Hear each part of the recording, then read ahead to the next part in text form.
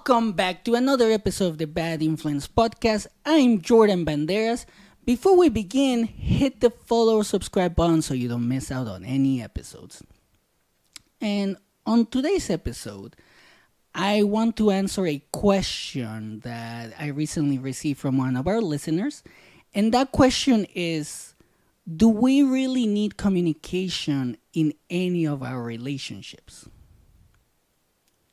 Now, this particular question actually made me think a lot because I had to reflect on my own relationship as to how communication has helped me with my wife.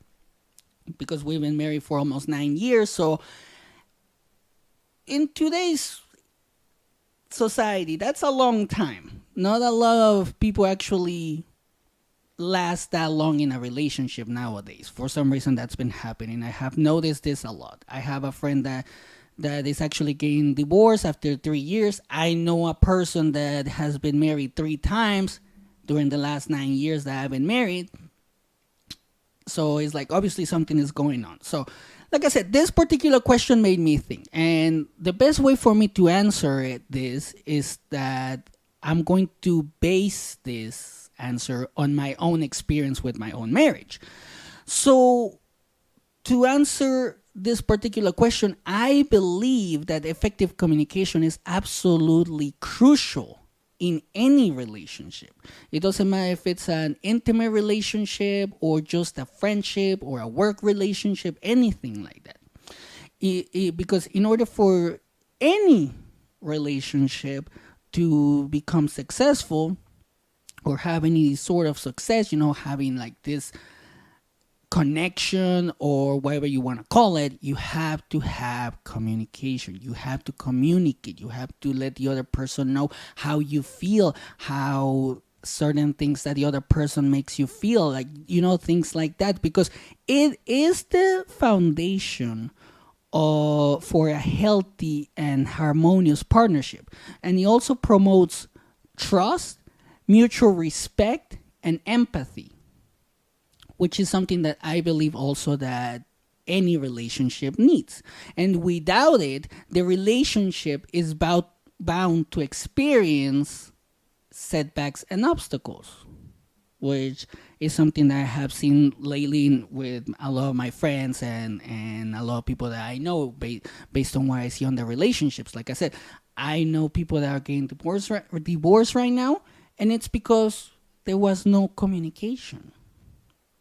So after hearing this, you may be wondering, why is communication so important in relationships? Which is also another question that one of my friends asked me not too long ago. And if you have the same question, that's actually an excellent follow-up question. So first and foremost, communication is key to building trust, which is something that the relationship needs. Because when you communicate openly and honestly with your partner or with your friend or whoever you have in this relationship with, you demonstrate that you respect and value their opinion and their feelings, which is also important. And doing this can help build trust over time, as both of you will feel you can rely on each other to be truthful and transparent, which is one thing that a relationship needs. You need to let the other person be truthful, not just to you, but to themselves, and be transparent. And again, not just to you, but to themselves. That way they can actually open up, put their walls down. If they have suffered from trauma in the past, that's actually one thing that is going to help a lot. And on the other hand, a lack of communication hurts the relationship because it can lead to mistrust and suspicion. Because if you're not open and honest with your partner, they may start to wonder, what is he or she hiding? Why can't this person be truthful with me? Why are they not sharing how they feel or what's going on through their head? And I get it, but probably you have heard this. There's been a lot of videos that I have seen on Instagram and on social media that say like, well, men do not communicate. We hold everything in. That's what a man is. Well, when I did that, it didn't work for me. So if you're doing that and your relationships are not working out, maybe it's because you're not communicating. You're not telling your partner or the other person how you feel, what's going on through your head. And again, I've seen those type of videos where they say like, well, men don't need to explain everything that goes through their head. Well, in my opinion, it does. You do have to do it, actually. The reason why is because if you want to, let's say, have a business, a successful business, you may not be able to express your whole idea, but you need to literally be able to express it in a certain way where people can understand it. So one of the things that I have worked with my wife is my ability to express myself and everything that goes through my head, which is a lot.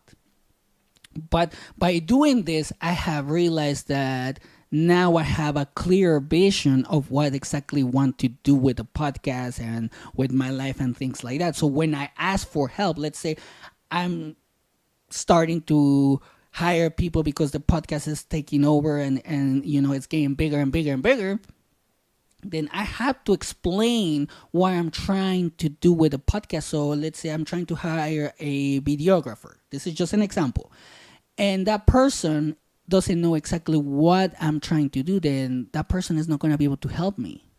So it's the same thing with relationships. If you're intimate relationships in this case, if you're not able to tell exactly what you want to do or how you feel, how is that other person going to be able to help you? If you're feeling depressed and you don't express it because you don't want to be judged or anything like that, how is that person going to be able to help you? Because I've seen it multiple times where people get in their heads and they start like digging this hole, you know, where it's like, oh, I'm depressed, nobody wants me, my partner doesn't listen to me. But it's like, have you expressed yourself? Or have you been able to communicate exactly how you feel? And if you haven't, then that could be causing the problem. Because when you do things like this where you don't communicate, what happens is that it can create a lot of bitching in the relationship, which ultimately can lead to the relationship's downfall and the end of it, you know? But another reason why communication is so important in relationships is that it can also help resolve conflicts. Because this will help you guys a lot because relationships are not perfect.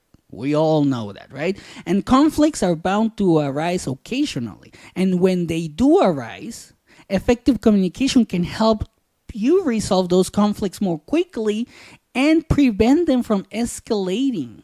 You know what I'm talking about, where there's this conflict in your relationship, but it all started with a small, simple thing, and then it escalates to this gigantic thing where none of you know what to do because it's out of control. So you start complaining about your partner and vice versa. And then you start with the bitching, you start with all of these things, and nothing gets resolved. It just keeps getting bigger.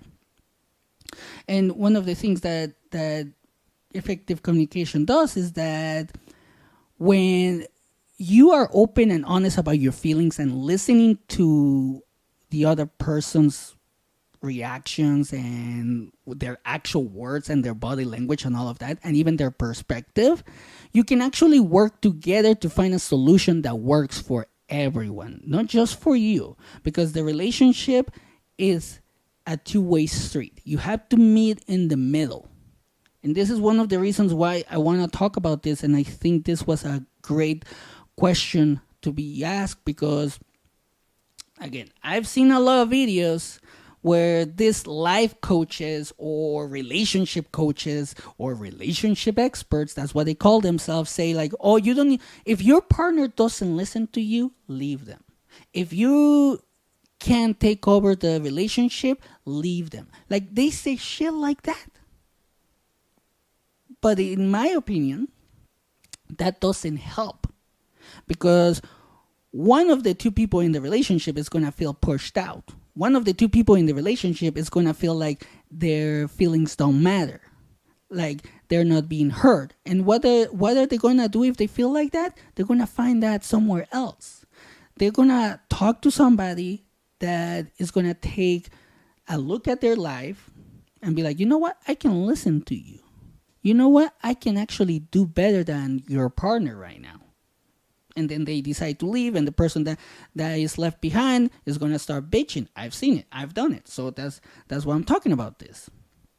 So you have to communicate. This is very important. And additionally, communication can help you strengthen emotional connections, which is something that we really need in today's day and age. I just read this article by The Atlantic about how in relationships there's this miscommunication and this misconnection where even though you're in a relationship, you still feel alone.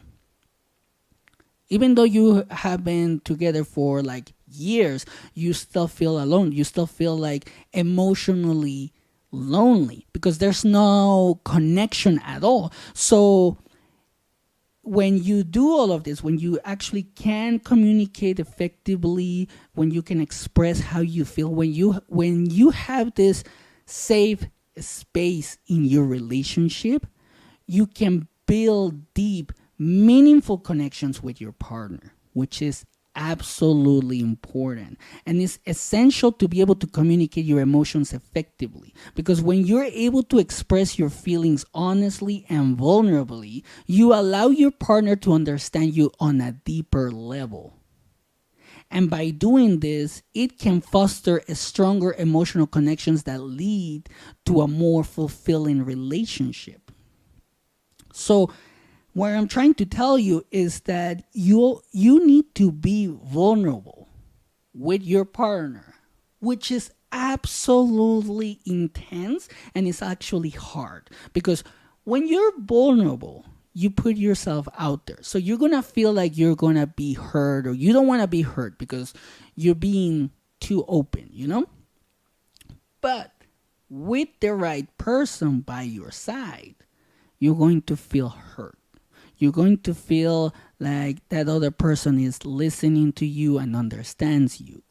And when you're in an intimate relationship with a person like that is actually listening, paying attention to what you say, paying attention to how you act when you're talking, like actually understanding you in a deeper level, it feels amazing.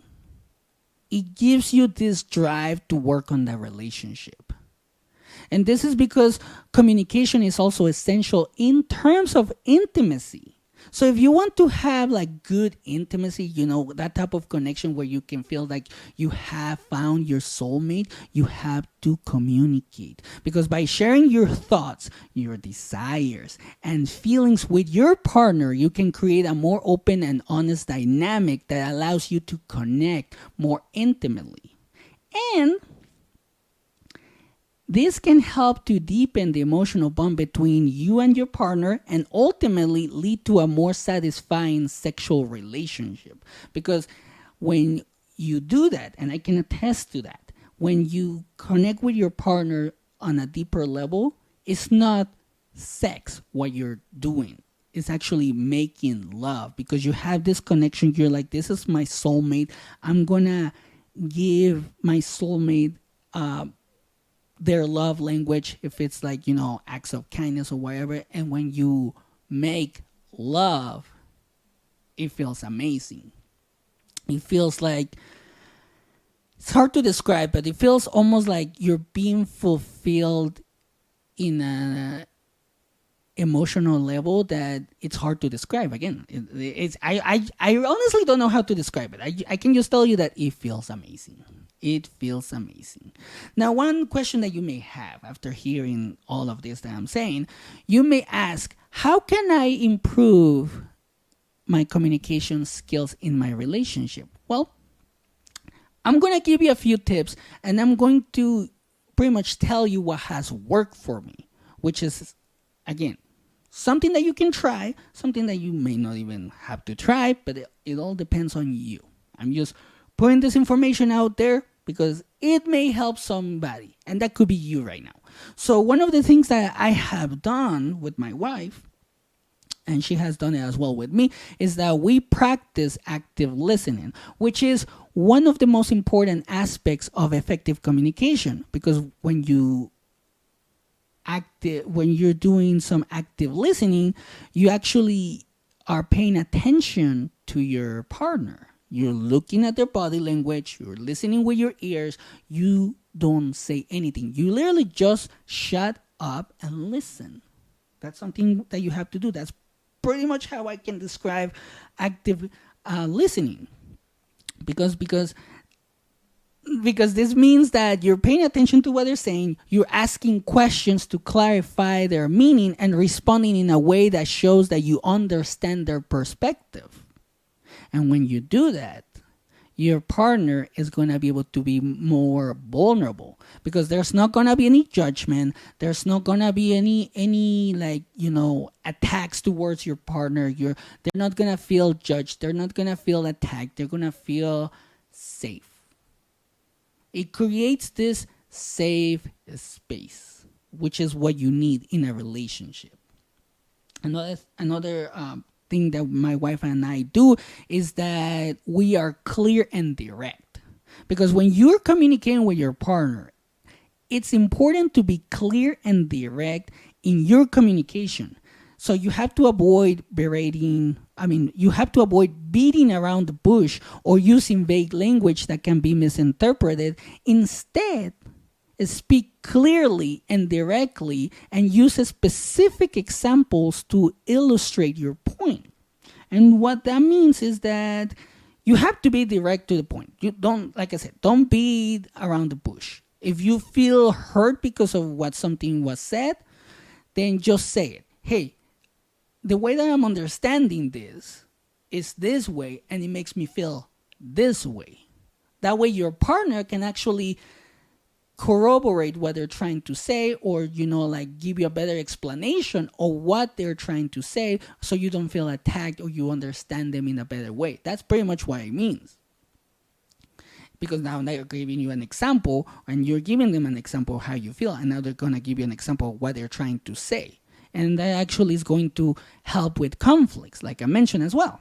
So it's important to do things like that. Another thing that my wife and I do is that we practice empathy, which is the most important step towards a healthy and successful relationship. Because when you're empathetic towards your partner, it shows that you have the ability to understand them and share their feelings, and they're going to feel, again, safe.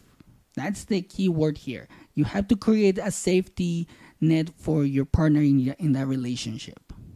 Not a physical safety, but an emotional safety net.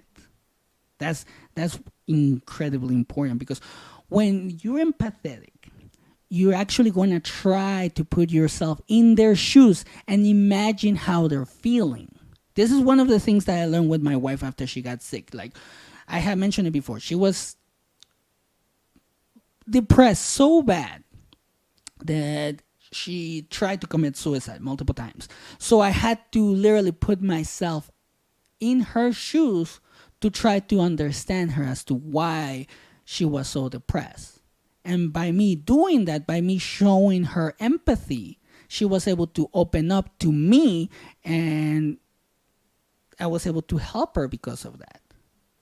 So this is one of the things that you have to do, because when you do this, your partner will feel that you can understand them and that you actually care about their feelings. Which again is another thing that I have seen in today's relationships.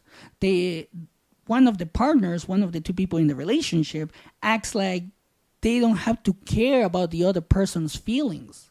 Like they're not human, like they're not supposed to have feelings, or that they're not supposed to feel any certain way in the relationship. They're supposed to be happy, they're supposed to take care of the other person, and that's it. But that's not how it works, though. That's not exactly how it works. And another point that I want to suggest in order to have a successful relationship is that you need to use more I statements. And what I mean by that is that by using I statements, it actually creates a powerful way to communicate your feelings without blaming or accusing your partner. One example is that instead of saying, "You always make me feel angry," which is something that I have actually used in the past, and I have seen and heard people use this a lot, you can try to say, "I feel angry when this happens." And what this does is that this puts the focus on your own feelings and avoids making your partner feel defensive. Because when you say, "You make me feel angry," you're literally blaming your partner, and your partner is going to be like, "Why are you angry with me? I didn't do anything. I just said this, or I just did this," without trying to make you feel mad, or angry. So that's another way to avoid conflicts. It's pretty much taking responsibility of how you feel. And that will help your relationship. It helped me, and I've been married 9 years. I've been married almost 9 years now. And people always ask me, like, how have you been able to stay married for so long? And I give them this tips. And some people say, like, "Oh, I'm going to try it." Some people say, like, "Oh, that's great." And I have people even tell me, "Oh, that's hard." Well, yes, it is hard, but it all depends on you, because you have to literally say to yourself, "I want to work on this relationship, and I have to do things to make it work." It's not just about you, it's about your partner too. It's about your spouse, your girlfriend, your boyfriend. It's not just about you. Because if you make it just about you and what the other person can do for you, then that's not a relationship that the other person might want. And when they decide to leave, then you're going to be mad. You're going to blame them. I've seen this multiple times. I'm 36 years old, and I've seen so many relationships fall because of situations like that.